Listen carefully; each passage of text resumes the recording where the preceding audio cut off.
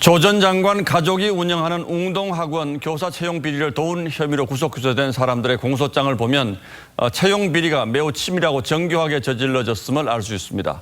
조 전 장관의 동생이 이 과정에 주도적으로 참여했다는 것이 검찰의 수사 결과고 조 전 장관의 어머니와 조 전 장관까지 연루됐을 가능성도 제기됐습니다. 웅동학원 교사 채용 과정에 어떤 일이 있었는지 오늘의 포커스를 마쳤습니다.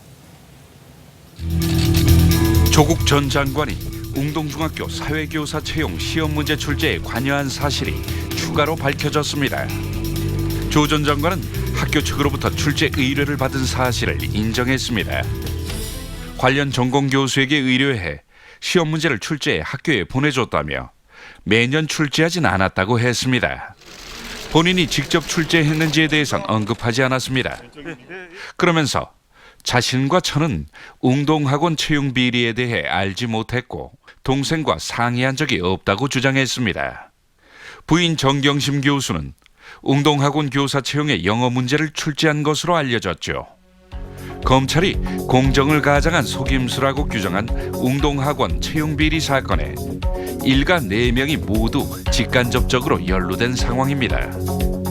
동생 조 씨는 2017년 시험지를 빼돌려 교사 지원자 2명으로부터 2억여 원을 챙겼죠. 조 씨가 넘겨준 시험지로 이들은 만점을 받고 채용됐고 나머지 지원자 40명은 탈락해야만 했습니다. 그런데 이 시험지가 보관된 곳은 다름 아닌 학원 이사장인 어머니 박모 씨 집. 문제 유출을 막기 위해 박 씨 집에 맡긴 것으로 알려졌지만 이들이 모자 관계란 점에서 문제 유출이 오히려 용이해진 것입니다.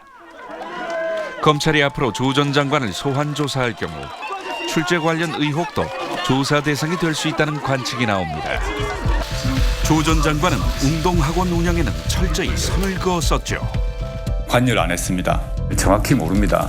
관심을 두지 않았습니다. 기자님보다 더 모를 수는 있는데요. 조 전 장관은 1985년 학원을 인수한 아버지가 자비를 털면서까지 학교에 공헌했다고 했습니다. 종조부 포함해서 저희 할아버지 때 저희 어르신들이 당시에 웅동 지역에서 미미하나마 독립운동하시고 그런 연이 있으셨기 때문에 저희 선친께서 인수를 했습니다. 하지만 지역민들의 피땀이 세운 학교라는 반박이 나왔었죠. 조국 후보자가 이것은 자기 조상대로부터 했다는 그런 이야기가 들었을 때 내가 진짜 듣기에 거북했어요. 따라서 학원을 개인재산처럼 사회에 기부하겠다는 조 전 장관의 말도 믿기지 않는다는 게 김 이사의 입장입니다. 이 애들한테 이게 무슨 꼴입니까 이게? 그러니까 그 상황 누면 나이 솔직한 이야기가. 조 전 장관이 규명해야 할 의혹은 과연 어디까지 확대될지. 뉴스라인 포커스였습니다.